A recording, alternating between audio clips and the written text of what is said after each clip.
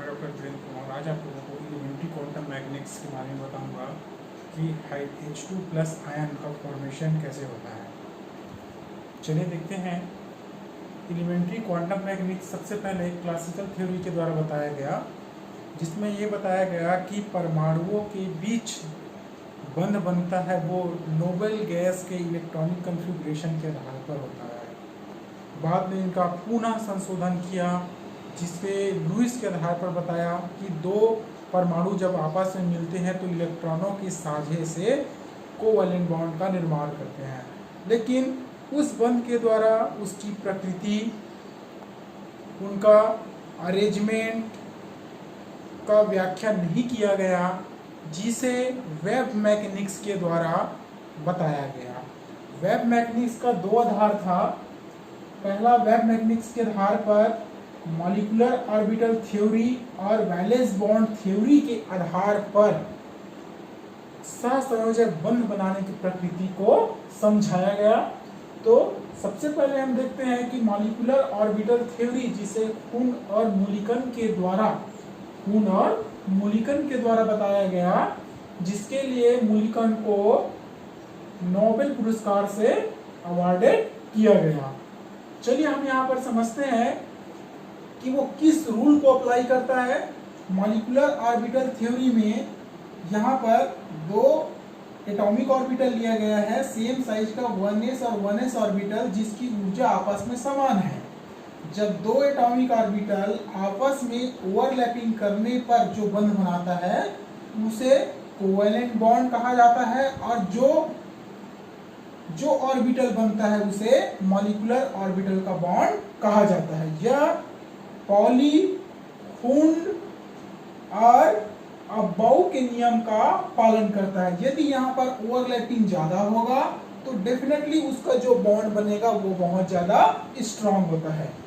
हम जानते हैं कि मॉलिक्यूलर ऑर्बिटल जब ओवरलैपिंग करता है तो कुछ बॉन्डिंग मॉलिक्यूल और कुछ एंटी बॉन्डिंग मॉलिक्यूल का फॉर्मेशन करता है। बॉन्डिंग मॉलिक्यूल सिग्मा और पाई होता है और इसकी एनर्जी कम होती है। एंटी बॉन्डिंग की क्या होता है, एनर्जी ज्यादा होता है। अब इस फॉर्मेशन को हम यहाँ पर लीनियर कंबाइनेशन ऑफ एटॉमिक ऑर्बिटल के आधार पर समझें कि कैसे मॉलिक्यूलर ऑर्बिटल का फॉर्मेशन हुआ है। उसके लिए ये पहला एटॉमिक ऑर्बिटल जिसको साई ए से डिनोट किया है, दूसरा एटॉमिक ऑर्बिटल को साई बी से डिनोटेड किया गया है। तो बॉन्डिंग मॉलिक्यूल के लिए यहाँ पर एडिशन और एंटी बॉन्डिंग के लिए सब्सट्रैक्शन का सिंबल लगाया गया है। तो बॉन्डिंग मॉलिक्यूल ये वेव फंक्शन है जो साई से डिनोट किया गया है। तो wave function for bonding psi A and psi B, equation number 1। दूसरा है wave function for anti bonding psi A minus psi B, equation number 2। अब इस आधार पर हम समझते हैं कि कोवैलेंट बॉन्ड का formation according to molecular orbital theory के आधार पर कैसे हुआ। उसके एग्जाम्पल के लिए हम यहाँ पर लेते हैं H2+ आयन का फॉर्मेशन कैसे होता है। यहाँ पर दो एटॉमिक ऑर्बिटल हाइड्रोजन लिया गया है। उस हाइड्रोजन में से एक इलेक्ट्रॉन यहाँ पर लेस है। इसका मतलब क्या है, ये जो एक इलेक्ट्रॉन है, ये एक इलेक्ट्रॉन दोनों नाभिकों के ऊपर गमन करते रहता है, कभी इस नाभिक में कभी इस नाभिक में, वो क्या होता है, संचालित होते रहता है एक इलेक्ट्रॉन। तो H2+ आयन फॉर्मेशन में एक इलेक्ट्रॉन का कंट्रीब्यूशन होता है, जिसे हम लीनियर कंबाइनेशन ऑफ मॉलिक्यूलर ऑर्बिटल के वेव फंक्शन से समझेंगे। यहाँ पर हम वेव फंक्शन जो कंबाइनेशन के लिए है, combination of Ca psi A plus Cb psi B, मतलब एटॉमिक ऑर्बिटल के पहले के कॉम्बिनेशन के लिए और एटॉमिक ऑर्बिटल बी के कॉम्बिनेशन के लिए इक्वेशन नंबर 3 को हम यहाँ पर लिख सकते हैं। जब हमारा साई ए और साई बी ऑर्थोगोनल होता है तो normalised linear combination of atomic orbital के लिए हम इस प्रकार से लिख सकते हैं, क्योंकि सी ए के बराबर में सी बी को माना जाता है, जिसका मान 1/√2 माना गया है, इसलिए 1/√2 Sai A plus psi B को इक्वेशन नंबर 4। उसी प्रकार से एंटी बॉन्डिंग के लिए यहाँ पर माइनस लगाएंगे, जिसे हम इक्वेशन नंबर 5 मानेंगे। अब इसका वर्ग क्यों किया जाता है, यहाँ पर वर्ग किया गया है आगे की इक्वेशन में, इक्वेशन नंबर इसको 6 माने, क्योंकि ये बताता है इलेक्ट्रॉन की डेंसिटी, जहां पर इलेक्ट्रॉन की पाए जाने की प्रोबेबिलिटी ज्यादा होती है।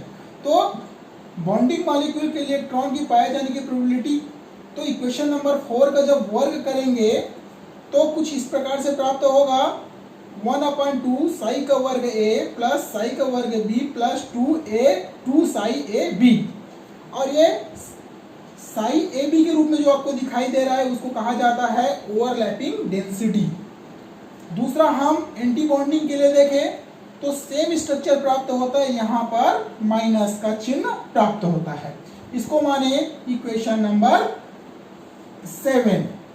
अब इस इक्वेशन के आधार पर हमें समझना है कि दो atomic orbital H2 plus ion के फॉर्मेशन में कैसे बॉन्डिंग मॉलिक्यूलर ऑर्बिटल और कैसे एंटी बॉन्डिंग मॉलिक्यूलर ऑर्बिटल का फॉर्मेशन करता है। इसके लिए हम बॉन्डिंग मॉलिक्यूलर ऑर्बिटल को अंतर नाभिकीय दूरी के सापेक्ष ग्राफ देखते हैं, जिसमें से यहाँ पर दो सिस्टम दिया गया है ए और बी, ये मॉलिक्यूलर ऑर्बिटल ए और मॉलिक्यूलर ऑर्बिटल बी। अभी आपस में जैसे ही कॉम्बिनेशन होगा तो वेव फंक्शन से डिनोट किया जाता है, जहां पर उसकी पाए जाने की प्रोबेबिलिटी ज्यादा होती है उसको साई के वर्ग, और साई के वर्ग यदि ए ऑर्बिटल के लिए है तो यहाँ पर ए, और साई के वर्ग बी ऑर्बिटल के लिए है तो बी। जब साई का वर्ग ए और साई का वर्ग बी आपस में कॉम्बिनेशन होता है, कॉम्बिनेशन करने के बाद बॉन्डिंग मॉलिक्यूलर ऑर्बिटल का फॉर्मेशन करता है।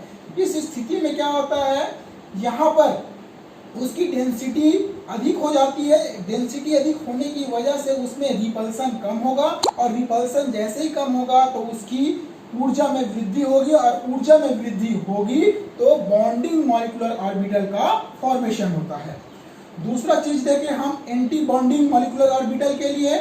एंटी बॉन्डिंग मॉलिक्यूलर ऑर्बिटल के लिए यहाँ पर भी दो एटॉमिक ऑर्बिटल लिया गया है, तो एटॉमिक ऑर्बिटल का यहाँ पर वेव फंक्शन देखें, साई का वर्ग ए और साई का वर्ग बी। साई का वर्ग ए और साई का वर्ग बी कॉम्बिनेशन हुआ है। कॉम्बिनेशन होने के बाद एंटी बॉन्डिंग मॉलिक्यूलर ऑर्बिटल का फॉर्मेशन किया है, और यहाँ पर उसकी डेंसिटी कम हो जाती है। डेंसिटी कम होगी तो उसका रिपल्सन ज्यादा होगा, और रिपल्सन ज्यादा होगा तो उसकी एनर्जी ज्यादा होगा।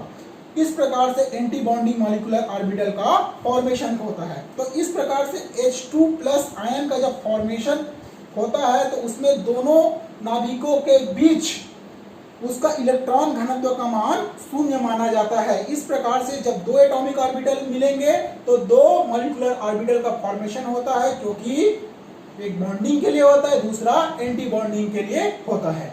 आई होप ये वीडियो आप लोगों को समझ में आएगा। नेक्स्ट वीडियो VVT मॉडल के द्वारा H2 आयन का फॉर्मेशन कैसे हुआ है वो मैं बताऊंगा।